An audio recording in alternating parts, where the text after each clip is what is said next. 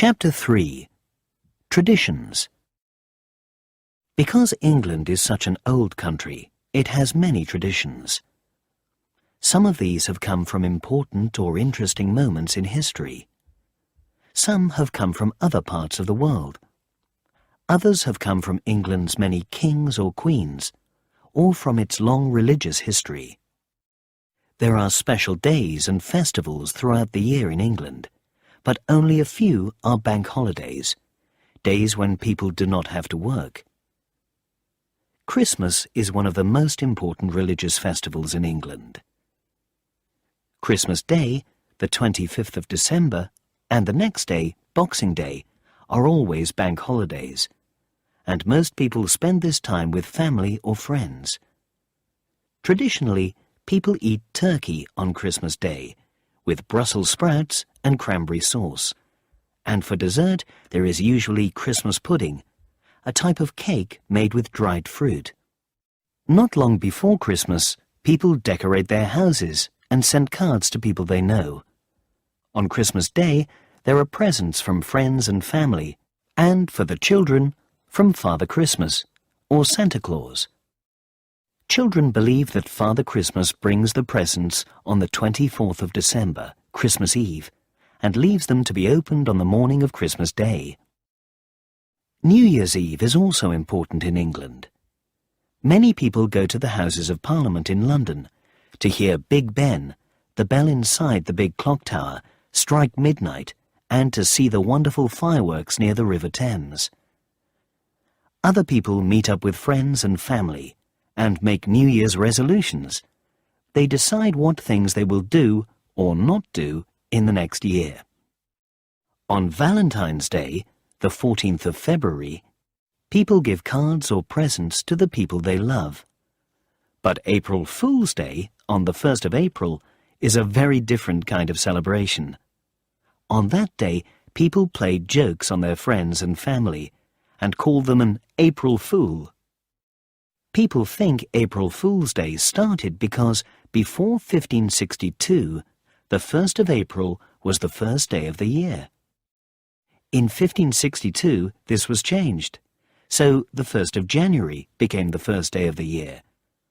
But many people were slow to remember the change, so they were laughed at for celebrating New Year's Day on the 1st of April. There is often special food for festivals in England.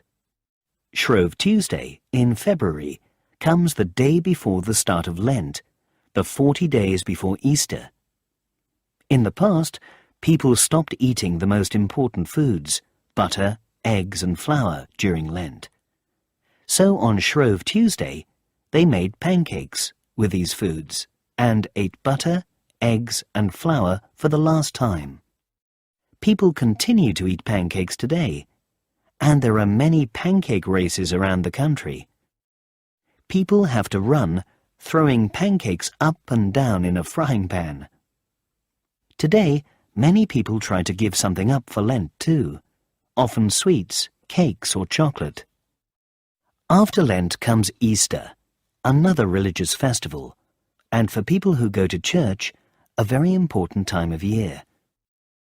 Easter comes in the spring, and many people give each other Easter eggs and Easter bunnies, little rabbits made from chocolate.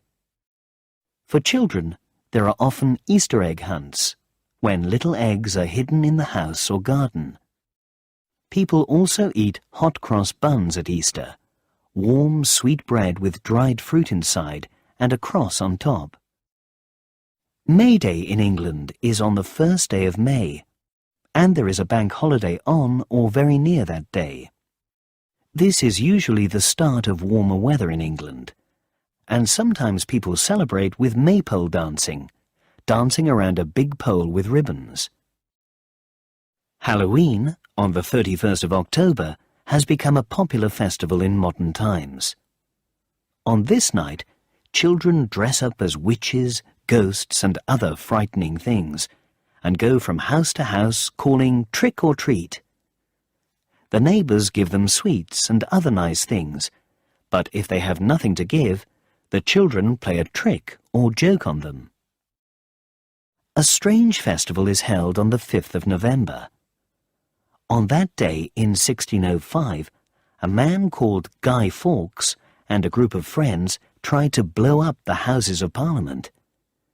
They wanted to do this because King James and his nobles were not treating the Catholics in the country well.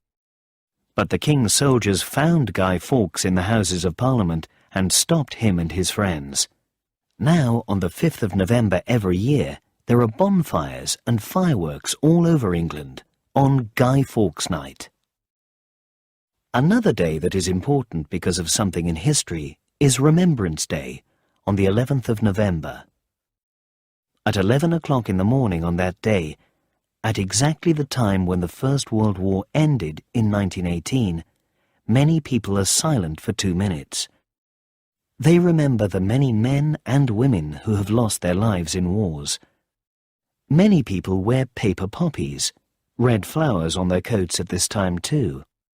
Poppies grew on the battlefields of France after the First World War ended, so they make people remember the terrible days of the war. Because kings and queens have always been so important in England's history, there are many royal traditions. One important tradition is the state opening of Parliament. On this day, the Queen goes from her home at Buckingham Palace to the Houses of Parliament in a gold carriage, and then reads the Queen's speech. This tells people what the government wants to do in the next year. Another important yearly royal tradition is called Trooping the Colour. To celebrate the Queen's birthday, more than 1,000 soldiers and musicians march from Buckingham Palace to Whitehall and back again, and the Queen goes past them in her carriage. On most days at Buckingham Palace, you can also see the changing of the guard. This is when one group of soldiers who were guarding the Queen leave the palace and another group arrives. The soldiers who guard the Queen wear red coats and tall hats made from real bearskin. They can march in front of the palace, but when they are standing, they must not move. There are many important traditions in sport in England. One famous example is the Oxford and Cambridge boat race. Oxford and Cambridge are the 2 oldest universities in England, and because both universities are in cities with rivers, Oxford and Cambridge students have always enjoyed rowing. In rowing, 2, 4, or 8 people move a boat through water with long wooden sticks called oars.